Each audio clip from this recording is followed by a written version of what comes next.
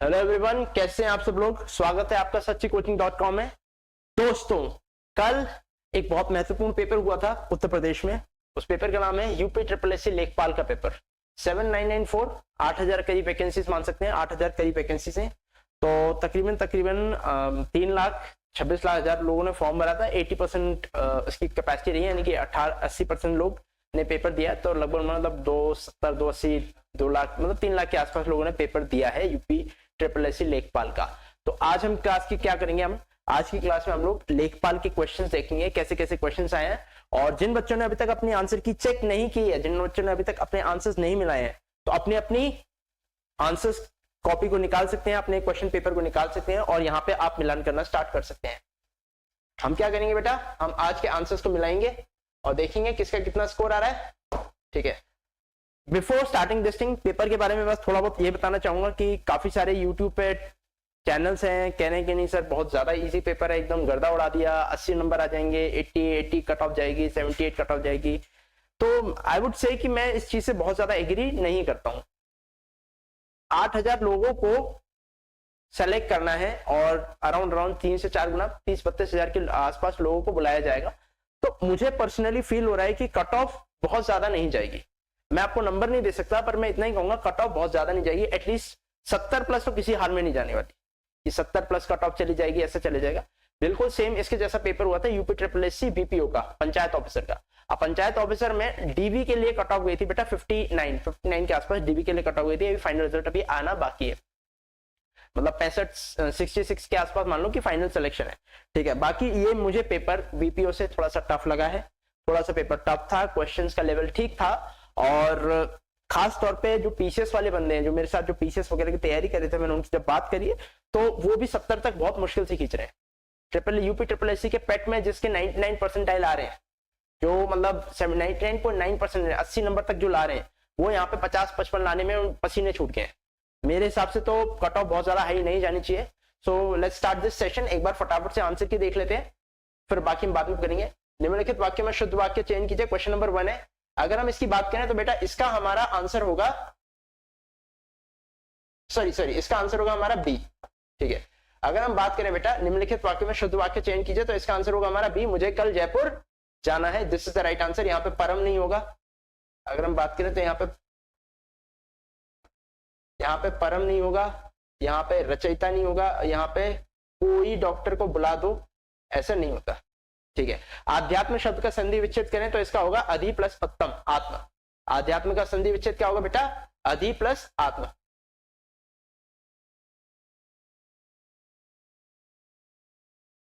Question number 3 की बात करें, झरना का पर्यायवाची नहीं है, वारी है, प्रपात है, निर्जर है, सोता। एक सेकंड छोटे सॉरी, अगर हम झरना के पर्यायवाची की बात करें तो वारी, सोता है, प्रपात है, निर्जर है, वारी नहीं है। लेकिन यहाँ पे बात करें सोता करके कोई वर्ड नहीं होता, श्रोता होता है। ये शायद इन्होंने आंसर की में थोड़ा सा गड़बड़ दे रखी होगी, मतलब ये आंसर किया ही नहीं है, बट मेरे हिसाब से क्वेश्चन में थोड़ी सी गड़बड़ है। ठीक है, बहती गंगा में हाथ धोना, अवसर का लाभ उठाना। नरेश धीरे धीरे बोलता है। धीरे धीरे क्या होगा बेटा, ये धीरे धीरे की अगर हम बात करें तो रीतिवाचक है। क्या है बेटा, ये रीतिवाचक है, परिमाणवाचक नहीं है, कालवाचक नहीं है, स्थानवाचक नहीं है। अब हम मूव करते हैं क्वेश्चन नंबर 6 की तरफ। क्वेश्चन नंबर 6 की तरफ अगर हम मूव करें तो क्वेश्चन कह रहा है किस वाक्य में निपात का प्रयोग हुआ है। निपात का क्या मतलब होता है, निपात का मतलब किसी चीज पर ज्यादा बल देना, किसी चीज पर ज्यादा फोर्स देना। अगर हम इसकी बात करें तो हरी छत पे बैठा, तो निपात है आप भी आइए। निपात क्या है यहाँ पे बेटा, आप भी आइएगा। निम्नलिखित वाक्य में आपको अशुद्ध वाक्य चयन करना है। यहाँ पे क्या करना है, अशुद्ध वाक्य चयन करना है। तो अशुद्ध वाक्य, दास्ता युक्त जीवन ठीक नहीं, बाकी सब ठीक है, बस यहाँ पे दास्ता युक्त वर्ड आ गया इसलिए गलत है। आपको बताना है निम्नलिखित में से कौन सा विलोम शब्द युग्म में सही नहीं है। गौरव, लाघव, जटिल, सरल, उपकार, अनुचित, बंधन, मुक्ति। तो इसका आंसर हो जाएगा बेटा हमारा बी। सिंह शब्द का पर्यायवाची नहीं है। शार्दुल, गयंद, हरि, केसरी। शार्दुल है, हरि है, केसरी है, गयंद। ठीक है, तो इसका आंसर हो जाएगा गयंद। ठीक है, ओके। क्वेश्चन नंबर 10 की अगर हम बात करें बेटा, नमस्ते का संधि विच्छेद क्या होगा, नमः प्लस ते। नमस्ते, नमः प्लस ते। भारत की योजना आयोग की स्थापना कब हुई थी? भारत की योजना आयोग की स्थापना हुई थी बेटा मार्च 1950 में। भारत की योजना आयोग की स्थापना कब हुई थी? भारत की योजना आयोग की स्थापना हुई थी बेटा मार्च 1950। ठीक है, 1950। नेक्स्ट क्वेश्चन पर मूव करते हैं बेटा। हाँ, अब इसके बाद देखो क्वेश्चन क्या पूछ रहा है। मैंने बोला था science and technology, science and technology में जिस लेवल के इन लोगों ने क्वेश्चन पूछे हैं, तो मतलब क्या ही बोलूं, मतलब ऐसा नहीं कि बहुत ज्यादा टफ है, बहुत फैक्चुअल क्वेश्चन है, बहुत ज्यादा फैक्चुअल क्वेश्चन, आपको बहुत ज्यादा चीजों को पढ़ना पड़ेगा। जैसे कि डीएनए फिंगरप्रिंटिंग टेक्निक को किसने डेवलप किया था? ज्यादातर बच्चों ने फ्रांसिस क्रिक मार दिया है या जेम्स वॉटसन समझ के मार दिया होगा। इसका आंसर होगा बेटा एलेक्स जेफरीज। इसका आंसर क्या होगा बेटा? एलेक्स जेफरीज इसका राइट आंसर है। ठीक है, नेक्स्ट क्वेश्चन की बात करें बेटा, तो स्पेस बेस्ड मिशन जो सन की स्टडी से यानी कि सूर्य की स्टडी से था। सूर्य, अगर आपको पता हो, इतना पता होता है, सूर्य को ही हम आदित्य बोलते हैं। आदित्य किसकी पर्यायवाची है? सूर्य का, तो Aditya L1 mission. Next question बेटा,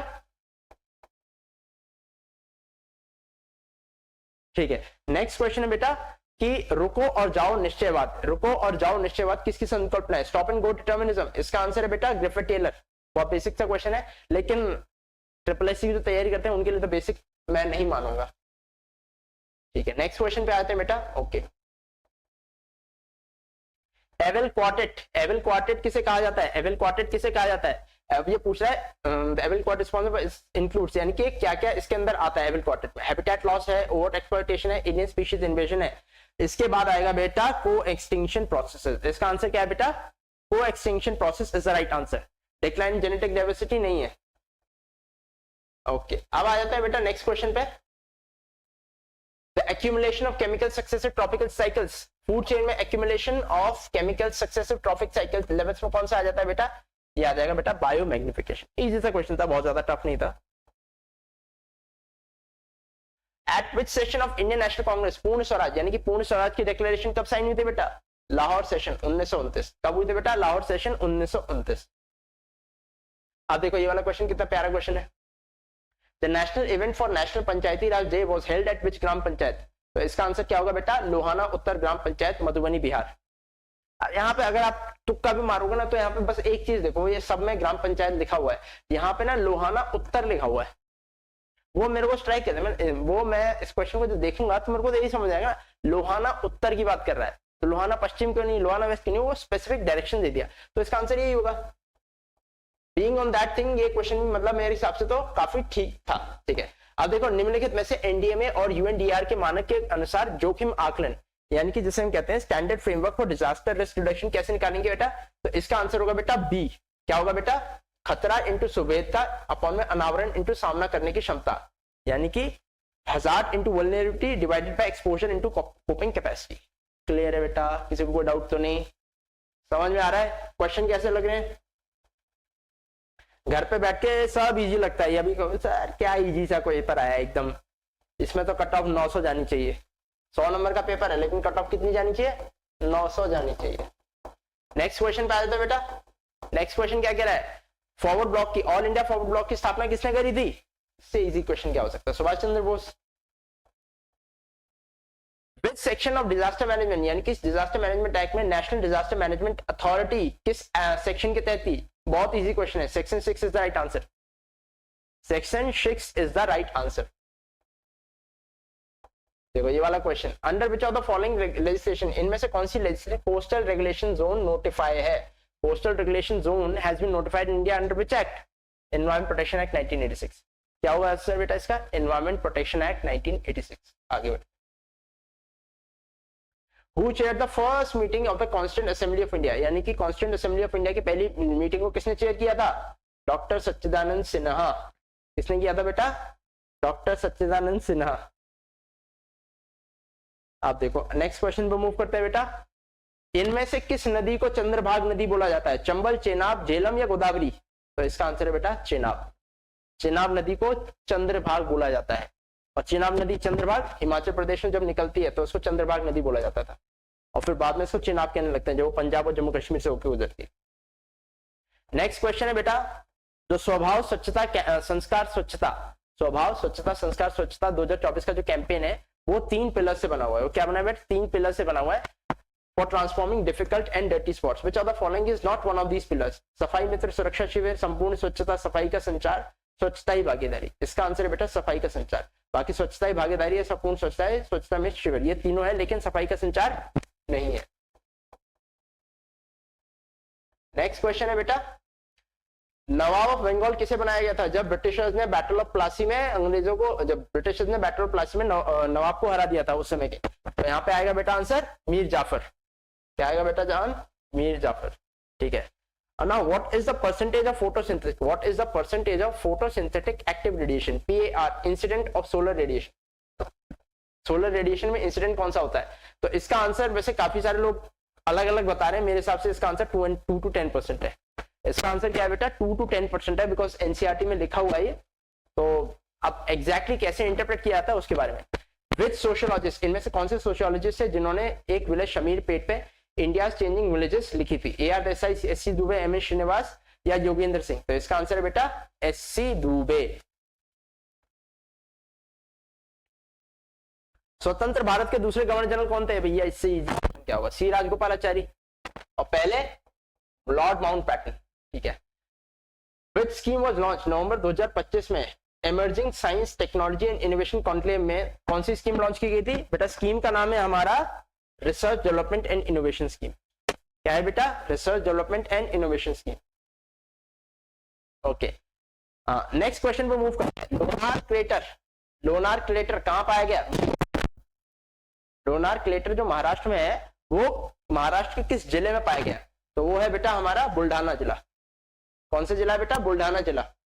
बहुत फेमस क्वेश्चन है। ठीक है, next question, Which renewable energy program specifically support family type biogas plant? अब इस क्वेश्चन का ना कुछ पक्का आंसर नहीं है, बट जितना मुझे समझ में आया इसका आंसर होगा national biogas and manure management programme, क्योंकि A और C दोनों में ही है, लेकिन मेरे को C ज्यादा बेटर लगा, C के ज्यादा हमें सोर्सेज देखने को मिलता है। तो इसका आंसर होगा national biogas and manure management programme. Next question पे मूव करते हैं बेटा। बताओ इनमें से कौन सा स्टेट है जहां पे यूनिकैमरल लेजिस्लेचर पाया जाता है? उत्तर प्रदेश में नहीं पाया जाता, उत्तर प्रदेश में बाई कैमरल है। तेलंगाना बाई कैमरल है, बिहार बाई कैमरल है। तो यहाँ पे आंसर क्या होगा? Madhya Pradesh. Who served as the acting president of ERIC?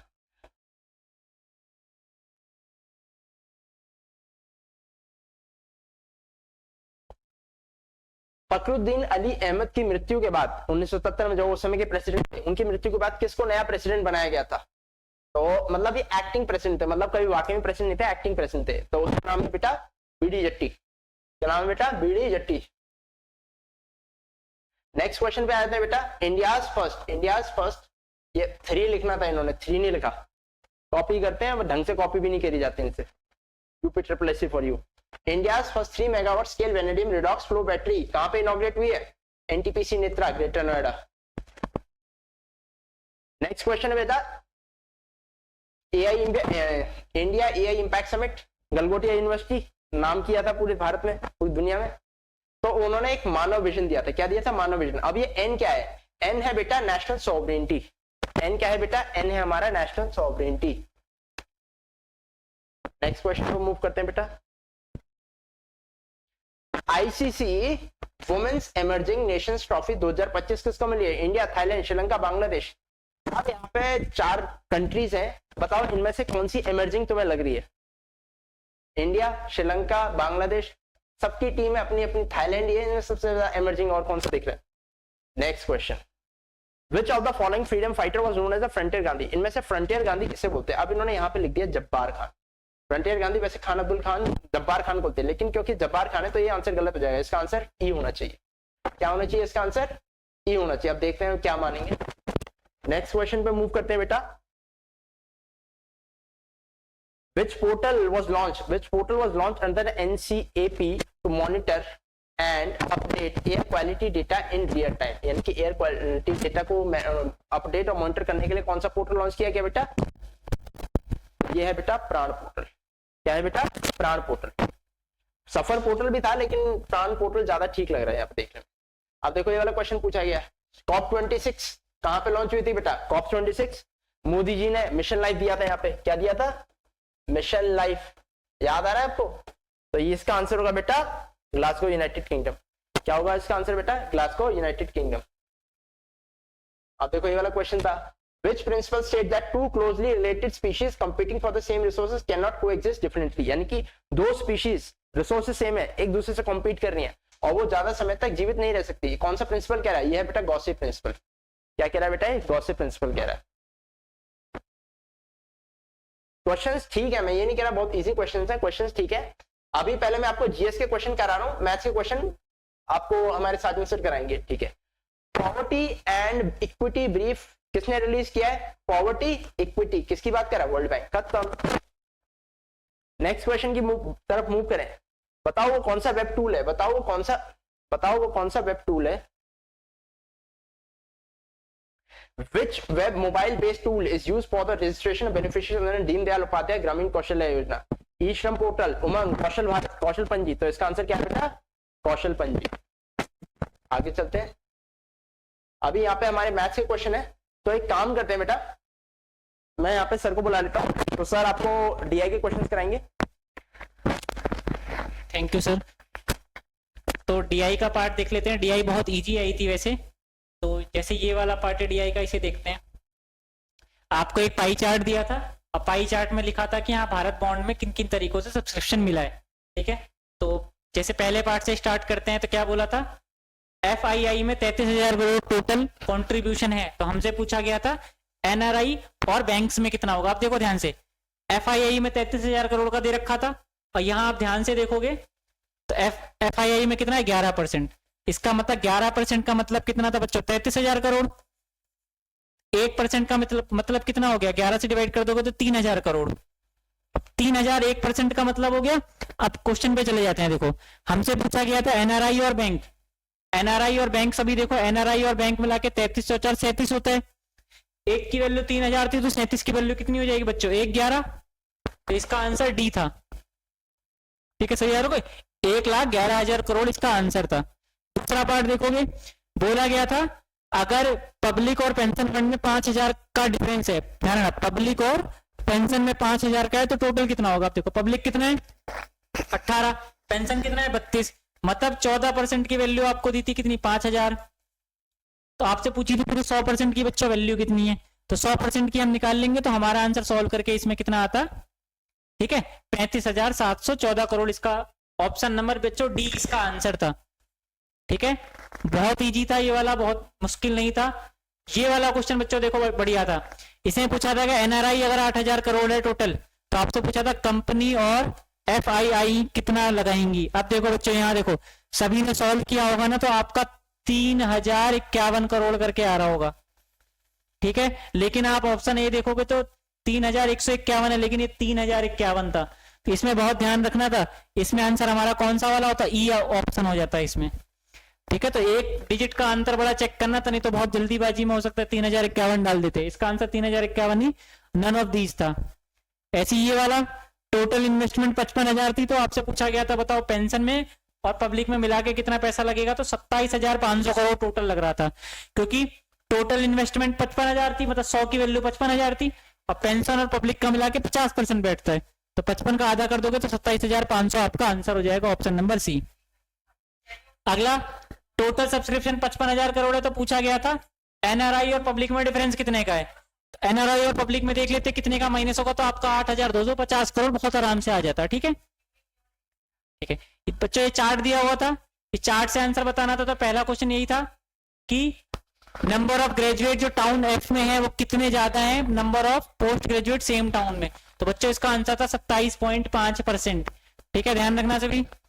फिर पूछा गया था डिफरेंस बताओ टोटल नंबर ऑफ ग्रेजुएट और पोस्ट ग्रेजुएट में, तो इसका आंसर बच्चों सभी 17,100.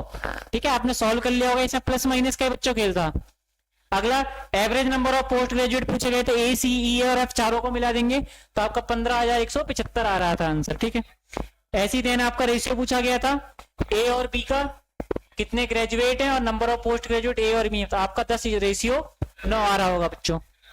Next, total number of graduate पूछे गए थे और पोस्ट ग्रेजुएट ए, डी, एफ में बच्चों इसमें जोड़ना था, तो जोड़ते तो आप 78,800 आपका आंसर निकल के आ जाता है इसमें. ठीक है, तो बाकी के लिए फिर से मैं एक बार सर को देता हूँ, आपके बाकी के जीके के क्वेश्चन और जितनी भी क्वेश्चन आए थे सर एक बार कवर करा देंगे. Thank you. Okay, thank you, sir. Let's move to the next part. ठीक है, सो यहाँ पे आपके जीएस के सारे क्वेश्चन हो गए होंगे। अब हम मूव करते हैं आगे वाले क्वेश्चन पे। ये वाला भी तो रह गया, अच्छा बता दे। नेक्स्ट क्वेश्चन पे मूव करते हैं बेटा। द वर्ड्स सोशलिस्ट सेकुलर ये हमारे प्रियम्बल में किस अमेंडमेंट एक्ट के थ्रू जोड़ा गया था? तो उसका आंसर होगा बेटा 42nd अमेंडमेंट एक्ट 1976। इजी सा क्वेश्चन था। अब ये वाला क्वेश्चन देखो कितना प्यारा क्वेश्चन पूछा गया है।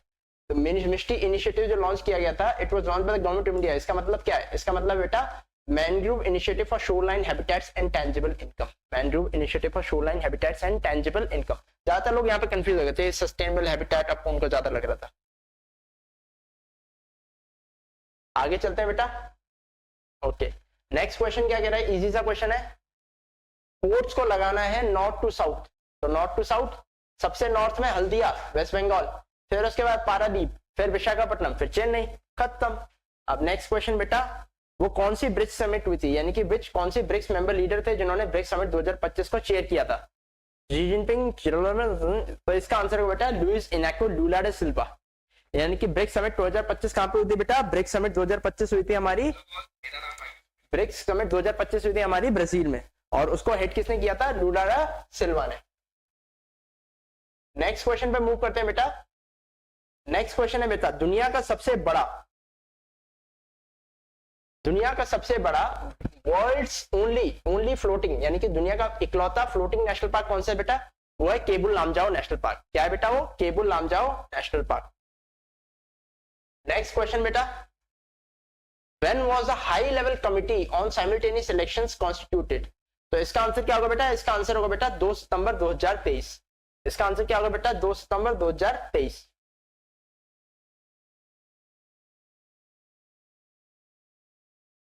नेक्स्ट क्वेश्चन पे मूव करते हैं बेटा। रेपो रेट जो होती है, आरबीआई मनी देती है कमर्शियल बैंक को, लोन देती है। किसके लिए देती है बेटा? वो देती है बेटा हमारे गवर्नमेंट सिक्योरिटीज के। किसके ऊपर देती है बेटा? गवर्नमेंट सिक्योरिटीज के। नेक्स्ट क्वेश्चन है बेटा, which of the following statements about blockchain technology is correct? Blockchain technology है, मोस्ट एक्यूरेट पूछ रहा है। It requires one central server to verify all data. नहीं भैया, यहाँ पे तो मल्टीपल सर्वर। ठीक है, it stores data only in analog form. ये स्टेटमेंट गलत है। It is a distributed ledger where records are difficult to alter. इसका सही आंसर है बेटा डी, ओनली फॉर बिटकॉइन। ये स्टेटमेंट गलत है। इसका आंसर क्या है बेटा? डी। अब देखो कितना प्यारा क्वेश्चन है, इतना इजी क्वेश्चन है। बताओ, इनकरेंटली मैच मनरेगा स्कीम कब आई थी? 2005 में, 99 में थोड़ी आई थी। अब ये वाला क्वेश्चन है, विच स्पेस मिशन, वो कौन सा स्पेस मिशन था जिसने पहली बार सक्सेसफुली लैंड किया था ह्यूमंस को मून पे? ठीक है, तो यहाँ पे अपोलो 11 था। क्या था बेटा? अपोलो 11 था। तो अगर सबसे ज्यादा करीब माने तो अपोलो 12 को मान सकते हैं, या नन ऑफ द अबव। मेरे हिसाब से तो अपोलो 12 को मान सकते हैं, लेकिन पहला बोला तो शायद ई भी हो सकता है, तो ई भी हो सकता है, कुछ भी कह सकते हैं। मेरे हिसाब से तो सी ही सही है। नेक्स्ट क्वेश्चन पे आया था बेटा। ठीक है, ब्लूटूथ टेक्नोलॉजी किसके नाम पे रखी गई थी? तो इसका आंसर होगा बेटा हार्लैंड ब्लेटन। हार्लैंड ब्लेटन। अब ये पूछ रहा है which Hadoop utility transfer structure data between RDBMS और एचडीएफएस? तो इसका होगा बेटा स्कूप। इसका क्या होगा बेटा?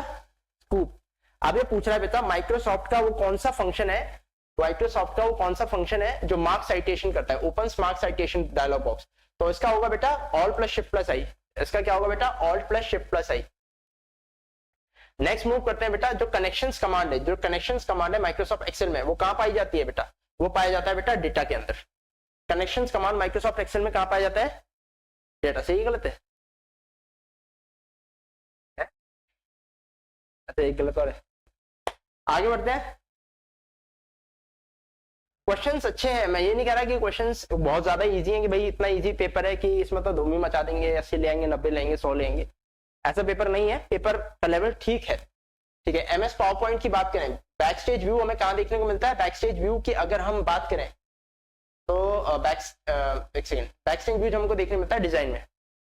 बैक स्टेज व्यू हमको कहां देखने को मिलता है? वो हमें डिजाइन में देखने को मिलता है। मल्टी सीएस ऑपरेटिंग सिस्टम की बात करें तो किस प्रौद्योगिक भाषा में लिखा जाता है? तो ये लिखा जाता है बेटा PL/I। सी, जावा, C++, तीनों में सबसे अलग कौन सा? यही तो है। तो कैसे मारते जाते हैं? अब जैसे एमएस पावर पॉइंट है, बैक स्टेज अगर आपको नहीं पता होता तो इसने क्या बोला कि बैक स्टेज पे कहां होता है? बैक स्टेज तो वहां पे होगा ना, डिजाइन पे। इंसर्ट फाइल व्यू तो हो नहीं सकता। मतलब मुझे नहीं पता सही है गलत है, लेकिन इस तरीके से आपको लगाना है। वैसे इसका आंसर यही है। यूनिवैक किसे बोला जाता है बेटा? यूनिवैक यूनिवर्सल ऑटोमेटिक कंप्यूटर को बोला जाता है। यूनिवैक किसको बोला जाता है बेटा? यूनिवैक बोला जाता है बेटा यूनिवर्सल ऑटोमेटिक कंप्यूटर को। Just 1 second. Okay,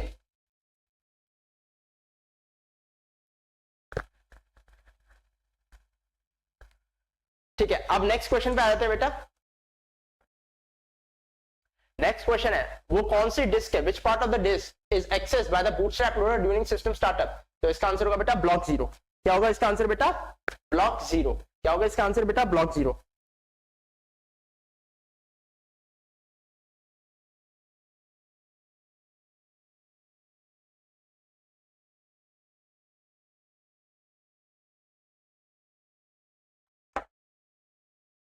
next question पे मूव करते हैं बेटा। What is the function for control plus C5? ठीक है, what is the function of control plus 5? ये माइक्रोसॉफ्ट एक्सेल में किसके लिए दिखाया जाता है बेटा? इट इज अप्लाई और remove strike through formatting. Apply और रिमूव स्ट्राइक थ्रू फॉर्मेटिंग। अब पूछा गया है कि front end markup language create web page HTML के अलावा और कुछ हो सकता है क्या?